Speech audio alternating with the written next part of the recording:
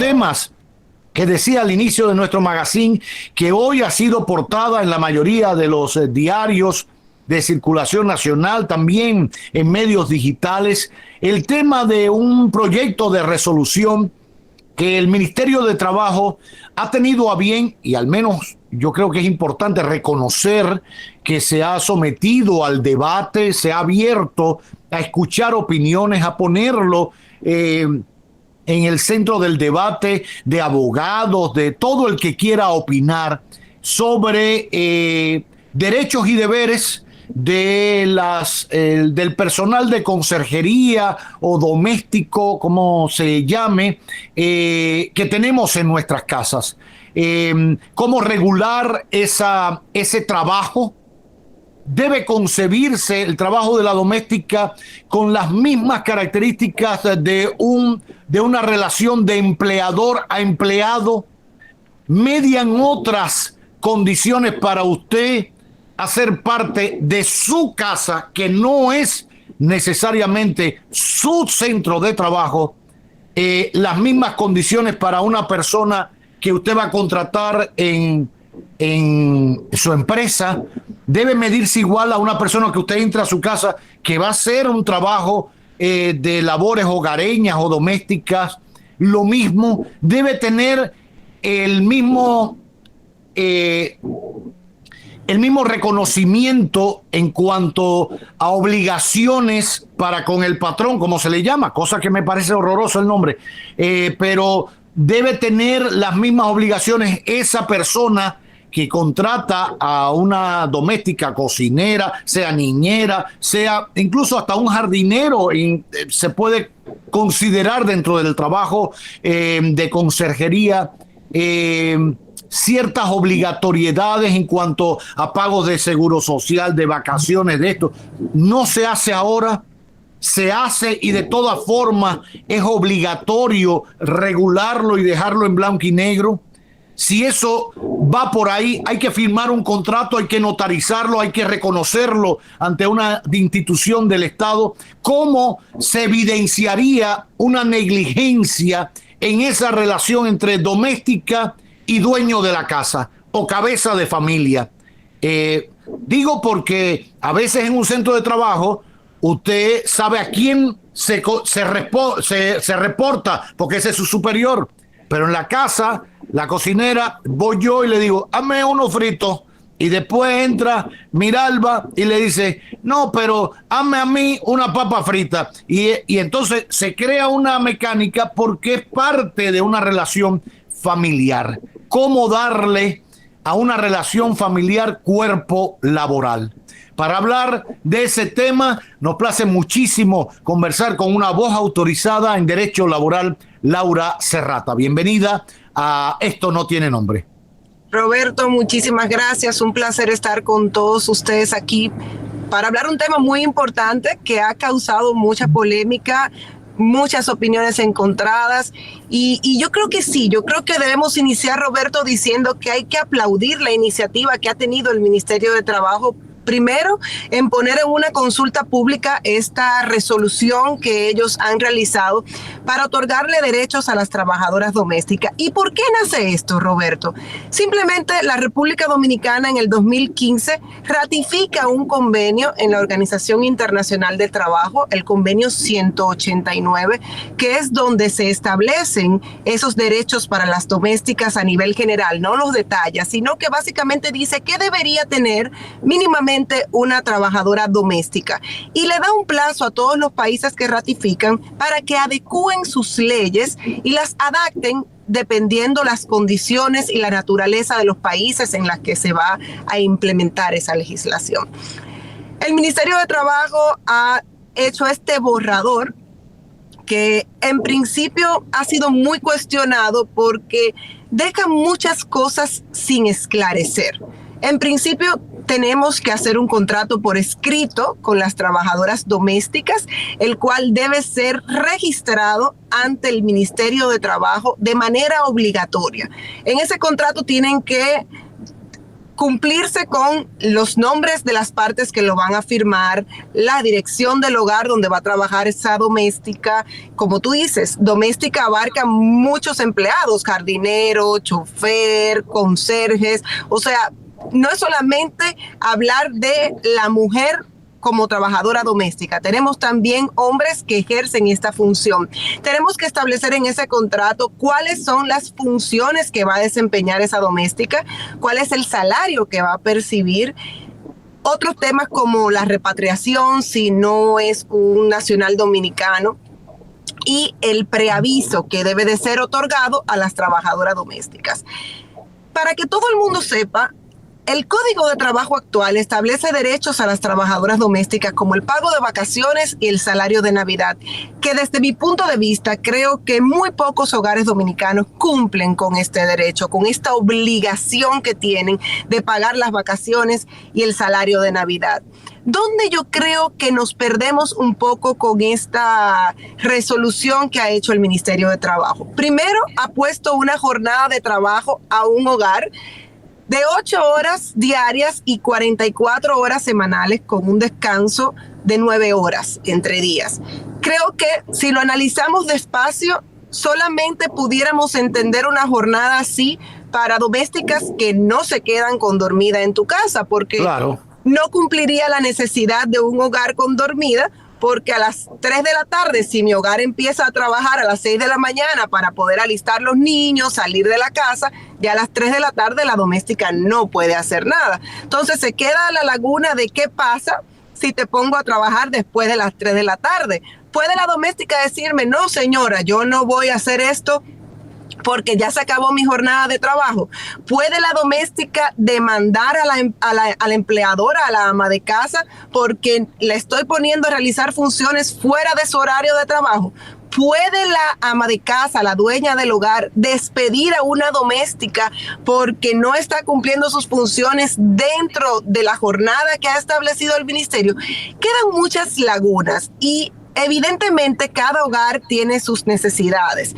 Creo que esto es algo que tenemos que analizar lentamente para poder tomar medidas y establecer políticas que realmente cumplan con las necesidades tanto de las domésticas, que apoyo totalmente que tengan estos beneficios, pero también con el hogar donde ellas van a ejercer sus funciones, porque entonces perderíamos un gran capital humano que ejerce las funciones de domésticas cuando tú me digas a mí que llegamos tarde todos a trabajar a la casa, 7 de la noche, yo no voy a tener a nadie que me pueda servir la cena porque ya no está en su horario. O simplemente que acaba a las 3 de la tarde, los niños quedarían solos en el hogar hasta que lleguen los padres de trabajar, porque las domésticas ya no pueden hacer nada porque su horario de trabajo ha terminado. Yo creo que este es uno de los puntos más difíciles para poder establecer cuál es la jornada. Si tú verificas, Roberto, tenemos trabajadores intermitentes que pueden trabajar hasta 10 horas de trabajo.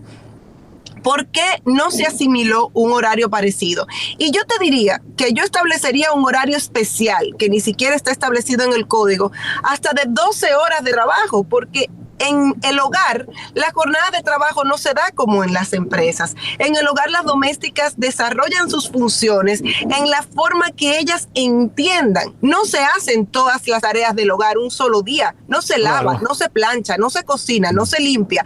Todos los días en un hogar. Ellas perfectamente después de almuerzo pueden acostarse, hacer lo que ellas quieran hasta que llegue la hora de la cena. Entonces pudiéramos establecer un horario de 12 horas especial para ellas, porque no la vamos a tener como esclavas 12 horas trabajando. Ahora, oye bien, Roberto, yo estoy utilizando la palabra esclava porque efectivamente es algo que la Asociación de Mujeres Domésticas ha querido manejar, pero si lo asociamos con trabajadores protegidos por el Código de Trabajo, que son intermitentes, un guachimán puede trabajar 10 horas. Claro. Una peluquera puede trabajar 10 horas. No sentada, no viendo televisión en una casa, haciendo manos, haciendo cabello, verificando que no se meta nadie en un establecimiento. Tienen un trabajo continuo y constante. Las domésticas en algún momento de su jornada paralizan lo que sea que estén haciendo y pueden decidir, si hoy no tenían deseos de planchar, hacerlo mañana, porque están mañana también en el hogar. Estoy hablando... No, y además, y escúchame que te interrumpa, Laura, negociarlo con la cabeza de familia, porque no quiero ponerle nombre de empleador ni de patrón. Doña, mire, voy a ir a vacunarme hoy. ¿Usted cree que podamos planchar mañana? Y entonces hay una relación, es que es difícil. Yo entiendo que la resolución, aparte de cumplir con el marco legal internacional y el compromiso que tenemos como país, busca también crear un marco legal que a la vez proteja o formalice de alguna forma cómo contratamos a esas personas, qué salario deben devengar, etcétera. Pero así como tú pones el ejemplo de los guachimanes o de las peluqueras, los que trabajan en salones que tienen esa labor por tantas horas, en el caso de las domésticas, yo siento que es incluso un poquito más difícil, porque yo te digo, bueno, el horario de 8 horas, supongamos que la doméstica se pone brava conmigo y va al Ministerio de Trabajo y dice, no, porque me están poniendo a trabajar. ¿Cómo lo puede probar? Porque ella no poncha para entrar, ella no poncha para salir, o habrá que poner un ponchado a la salida del cuarto de servicio para decir, empecé a trabajar ahora o terminé de trabajar ahora. Y si yo llego, si vamos a esos principios y la veo viendo la novela del mediodía o del prime time en Telesistema, que comienza a las 7 de la noche, ¿qué vamos a hacer? No la puedo dejar ver, o estás trabajando o no estás trabajando. ¿En qué momento? O sea, es muy voluble eso, es muy que ponerle un rigor de 8 horas y 44 a la semana, pero por Dios santo, tampoco estamos hablando, si vamos a eso, el código está un poquito, o sea, o la norma que se está proponiendo retrasada, porque Carlos Slim propuso que no trabajáramos 5 días a la semana, sino que trabajáramos 4, y que no fueran 8 horas, sino que fueran 6. Entonces, yo creo que hay que ver la naturaleza de nuestro país. Alguien, los más radicales, que los conozco y los tenemos en un grupo, no, porque ¿qué es eso de tener doméstica en el siglo XXI? Que la gente haga lo suyo. No, espérate, viejo, porque al final es gente que tú empleas. Tú decías ahorita algo interesante. Bueno, en el caso de las domésticas, le damos esta opción, le damos esto otro. Hay muchas personas o familias que tienen los recursos, que tienen sobre todo los recursos y tienen una familia numerosa, que hasta le sacan su visa a la doméstica para Europa o para Estados Unidos, para que viajen junto con la familia, ayudando con los niños. Digo esto porque ahí se crea, vuelvo, insisto, una relación más que de trabajo familiar. ¿Cuántos no hemos añorado nuestra niñera, la que nos crió, y termina criando a mi hijo, y ya pasa de generación en generación? No es un problema de que la empleo y la cancelo y vuelve. No, yo creo que todo eso hay que sopesarlo, sobre todo para países como los nuestros, latinoamericanos, que hay un peso importante del rol de esta figura dentro de la estructura familiar. Así que tocaste un punto importante, y es cómo el Ministerio de Trabajo va a supervisar esa queja, ese reclamo que el trabajador doméstico haga ante esa institución, porque los inspectores de trabajo tienen un horario de trabajo igual que el tuyo y el mío. ¿A qué hora van a ir a mi casa? A las 8 de la noche cuando lleguemos a trabajar. Son cosas que hay que establecer en la resolución para que queden claras, porque yo soy de las personas que entiendo que no podemos dejar a interpretación este tipo de cosas. Hablamos de que hay que preavisarla. El preaviso es algo que corresponde al desahucio.